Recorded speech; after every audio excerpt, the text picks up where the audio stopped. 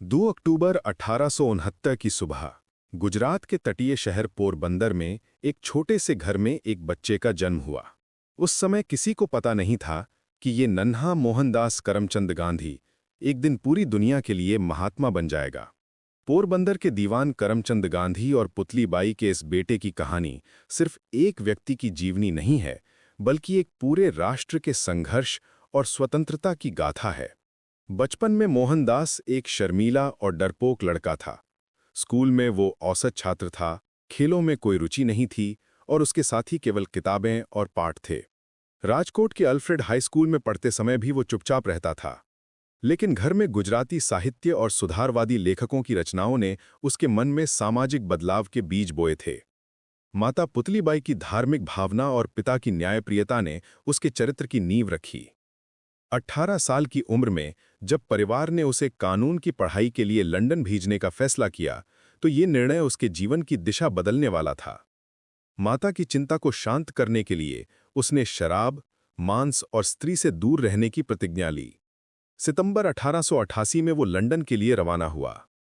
Inner temple में कानून की पढ़ाई के दौरान उसने पश्चिमी सभ्यता को करीब से देखा, लेकिन अपनी भारतीय जड़ों को कभी नहीं भूला।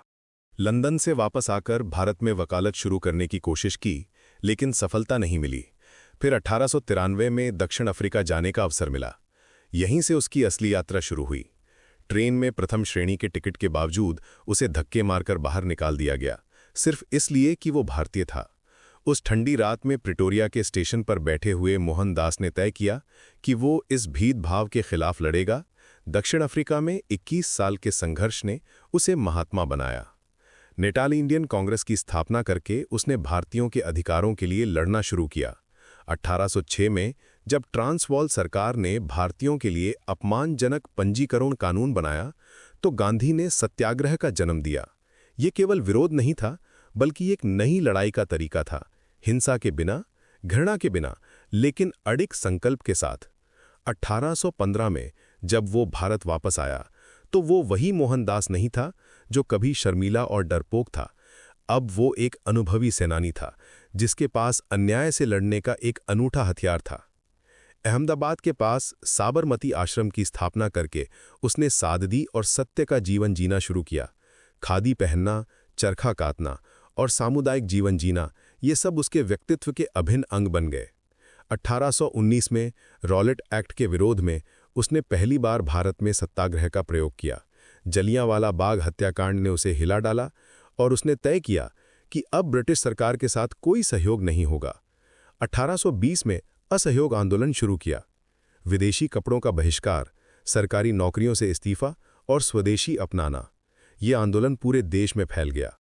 लेकिन चौरी चौरा की हिंसक घटना के बाद उसने आंदोलन वापस ले लिया। कई लोगों को ये समझ नहीं आया, लेकिन गांधी के लिए साधन उतने ही महत्वपूर्ण थे जितना साध्य। 1822 में उन्हें गिरफ्तार कर लिया गया। जेल में बिताए गए 2 साल उन्होंने चिंतन और लेखन में बिताए। 1830 का साल भारतीय स्वतंत्रता संग्राम में एक मील का पत्थर था। 26 जनवरी को पूर्ण स्वराज दिवस मनाने के बाद गांधी ने नमक सत्याग्रह की घोषणा की। 12 मार्च को साबरमती आश्रम से 78 साथियों के साथ दांडी की यात्रा शुरू की। 388 किलोमीटर की ये यात्रा 25 दिन चली। रास्ते में हजारों लोग जुड़ते गए। 6 अप्रैल को दांडी पहुंचकर जब गांधी ने मुट्ठी भर नमक उठाया, तो उन्होंने ब्रिटिश साम्राज्य की नींव हिला दी। इस आंदोलन में 60,000 लोग जेल गए, लेकिन ब्रिटिश सरकार को झुकना पड़ा। गांधी इरविन समझौते के बाद गांधी को लंदन में गोलमेज सम्मेलन में भाग लेने के लिए भेजा गया। वहां वो अकेले भारत का प्रतिनिधित्व कर रहे थे, लेकिन उनके साथ करोड़ों भारतीयों का दिल था। 1842 में द्वितीय विश्व युद्ध के दौरान जब ब्रिटेन ने भारत को बिना पूछे युद्ध में शामिल कर लिया, तो गांधी ने भारत छोड़ो आंदोलन शुरू किया। करो या मरो का नारा देकर उन्होंने अंतिम संघर्ष की शुरुआत की। इस बार ब्रिटिश सरकार ने उन्हें और हजारों नेताओं को जेल में डाल दिया, लेकिन आंदोलन रुका नहीं। जेल में उनकी पत्नी कस्तूरबा का निधन हो गया। ये उनके जीवन का सबसे दुखद क्षण था। 60 साल की साझेदारी का अंत हो गया, लेकिन व्यक्तिगत दुख के बावजूद वो देश की आज़ादी के लिए लड़ते रहे।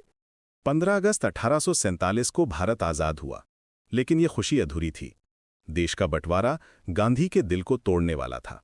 हिंदू मुस्लिम एकता के लिए जीवन भर काम करने वाले गांधी के सामने भारत और पाकिस्तान दो अलग देश बन गए। दंगों की आग में जलते देश को शांत करने के लिए वो फिर से अनशन पर बैठे। 30 जनवरी 1848 की शाम दिल्ली के बिड़ला हाउस में प्रार्थना सभा के लिए जाते समय नाथूराम गोडसे ने उन पर गोलियां चलाईं। हे आम कहते हुए महात्मा ने अंतिम सांस ली। जिस व्यक्ति ने अहिंसा को अपना धर्म बनाया था, उसकी मृत्यु हिंसा से हुई, लेकिन उनके विचार और आदर्श आज भी जीवित हैं। गांधी की कहानी सिर्फ एक व्यक्ति की जीवनी नहीं है। ये दिखाती है कि कैसे एक साधारण इंसान असाधारण बन सकता है, कैसे सत्य और अहिंसा की शक्ति से दुनिया की सबसे बड़ी साम्राज्यवादी ताकत को झुकाया जा सकता है। आज भी जब कोई अन्याय के खिलाफ शांतिपूर्ण तरीके से लड़ता है, तो वो गांधी के दिखाए रास्ते पर चलता है। महात्मा गांधी सिर्फ भारत के बापू नहीं थे, वो पूरी मानवता के मार्गदर्शक थे और हमेशा रहेंगे।